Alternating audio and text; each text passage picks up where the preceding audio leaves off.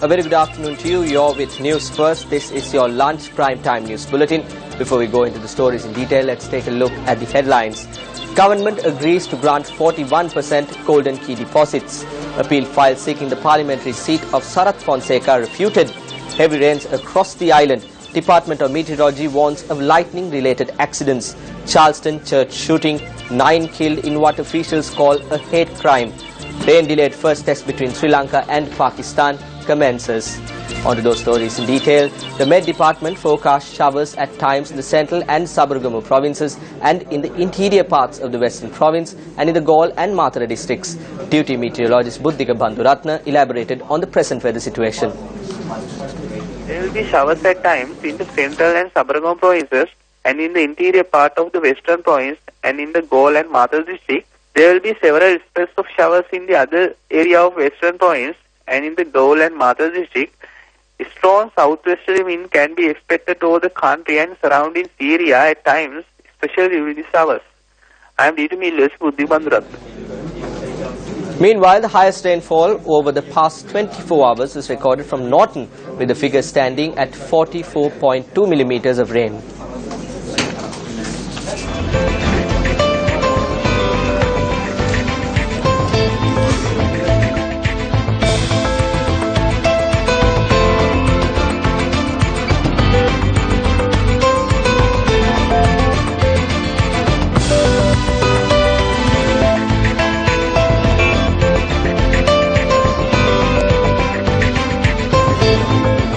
20 people were injured in an accident in Vagala in Teldenia this morning.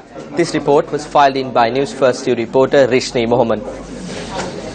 The accident had occurred when a bus transporting a group of garment factory workers from the Hunasgiri area skidded off the road and collided into a lorry and crashed into a tree. While 20 people who sustained injuries were admitted to the Teldenia District Hospital, 5 were later transferred to the Kandy Teaching Hospital for further treatment.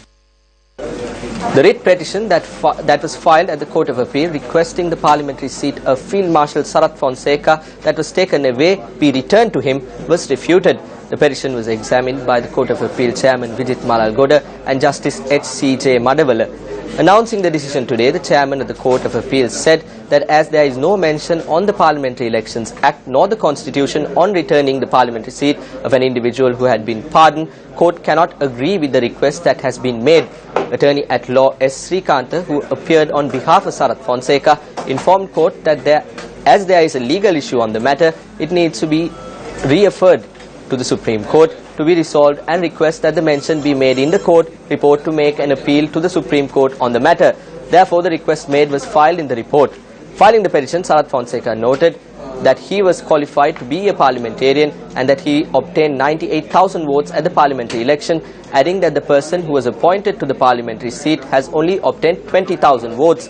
Thereby, he adds that the parliamentary seat needs to be given to him. Still on local news, making submissions to the Supreme Court today, Deputy Solicitor General Viraj Dayaratne stated that the government has agreed to grant 41% of the deposits of the depositors at the Golden Key Company. Thereby, Deputy Solicitor General Viraj Dayaratne said that government agreed to grant those who have deposited 2 million rupees or less within a month, 2 million rupees to 10 million rupees within 2 months, and to those who have deposited over 10 million rupees within a year. The case was heard before a 5-judge bench in the Supreme Court. Deputy Solicitor General added that the Cabinet report on this decision will be submitted to court on the 25th of this month.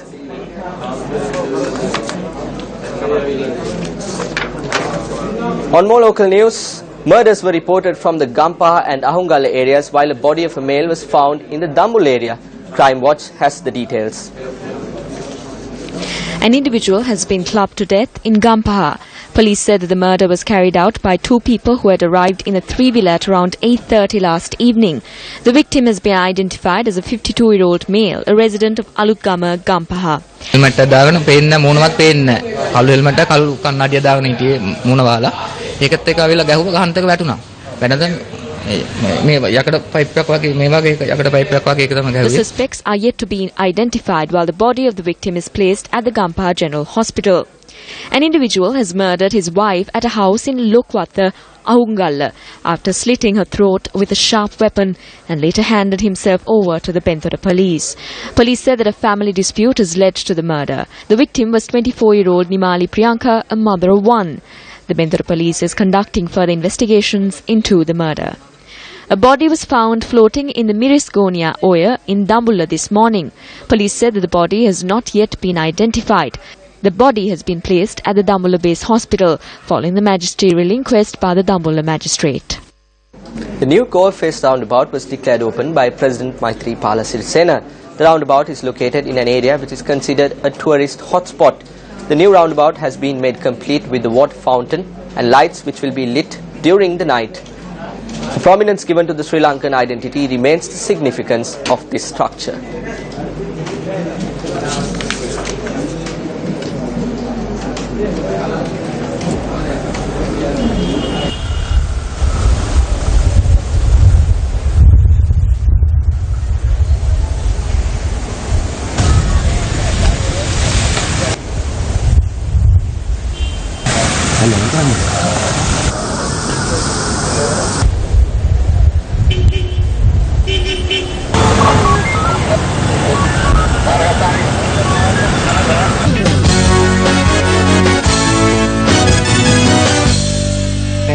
In sports news, the rain-delayed first test between Pakistan and Sri Lanka got underway today at the Galle International Cricket Stadium.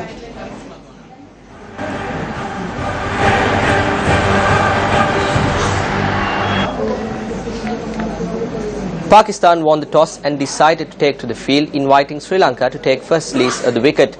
Thereby, Kaushal Silva and Dimut Karunaratne opened the Sri Lankan innings.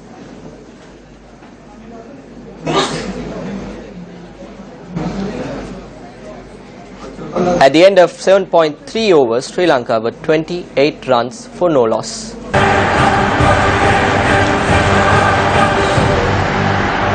Before we wrap up, going into one of our local stories, the National Dangerous Drugs Control Board says that an island-wide survey will be launched to identify the ways in which drugs are circulated among school students.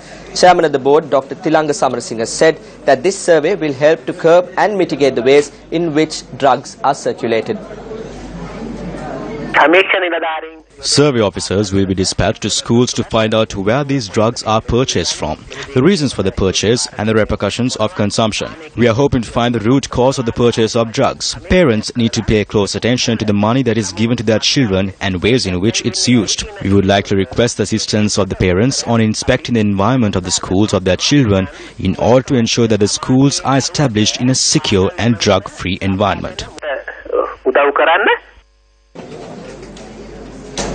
Meanwhile, the National Dangerous Drugs Control Board says that yet another discovery was made of a certain liquid containing drugs that is circulated among students yesterday.